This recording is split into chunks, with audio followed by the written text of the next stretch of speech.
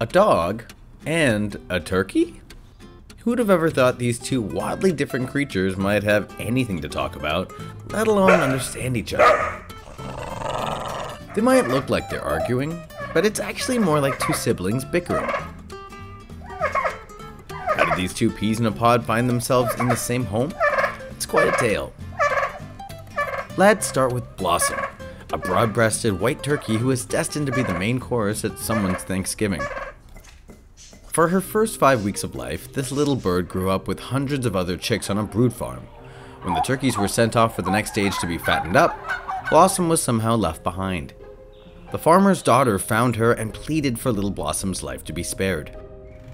They gave her to an animal shelter where Deputy Director Abby Hubbard offered to give her a home. But there was one potential hurdle to overcome: Abby's dog, Minnow. I wasn't worried about how Minnow would view Blossom. I just wasn't sure what Blossom would think of Minnow. My first interactions with Blossom were at our animal shelter, and she was terrified.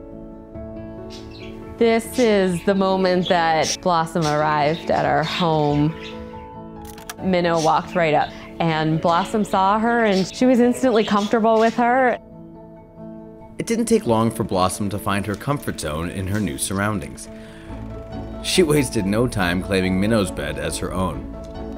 As you can see, their friendship was quick to blossom. She just seemed like a different bird at that point. So this is their first cuddle. It was another moment for Blossom where she really relaxed. Now you might be wondering, do turkeys make for good house pets? The answer is a pretty hard no, most of the time. They're impossible to house train and typically only bond with other turkeys. When she came into our family, she was right for learning. But Minnow had a special touch. We might never know why, but it could have had something to do with her own origin story. Minnow was born on a dog meat farm in South Korea. Along with 22 others, she too was destined to become food. But before she was slaughtered, the Humane Society in the United States swooped in and rescued her and her pals as they shut down the farm. Only 5 months old at the time, her life would have turned out a whole lot differently. She was quite fearful when she arrived at our shelter for adoption, and I just immediately fell in love with her. And because I like working with fearful animals, I felt particularly drawn to helping her. She knows she's safe and loved, and now a very important member of a family. It was quite special that what I had been able to do for Minnow, Minnow had then been able to do for Blossom in making her comfortable in our home.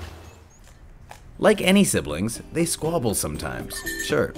Minnow can be protective of her toys, and Blossom's somewhat of an antagonist. It's kind of like the way my little brother teased me. Blossom likes to put up a bit of a fight.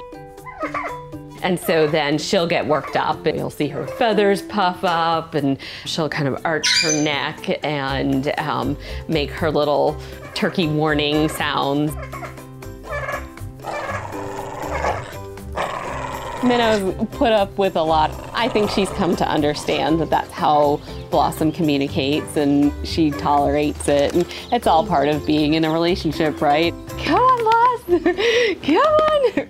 Minnow takes her role seriously. Blossom can get scared from time to time. See that vulture overhead? Has her shaking in her feathers. She often looks to the sky. She's worried about the birds of prey, which is typical, it's an instinct. Are you showing Bloss what to do?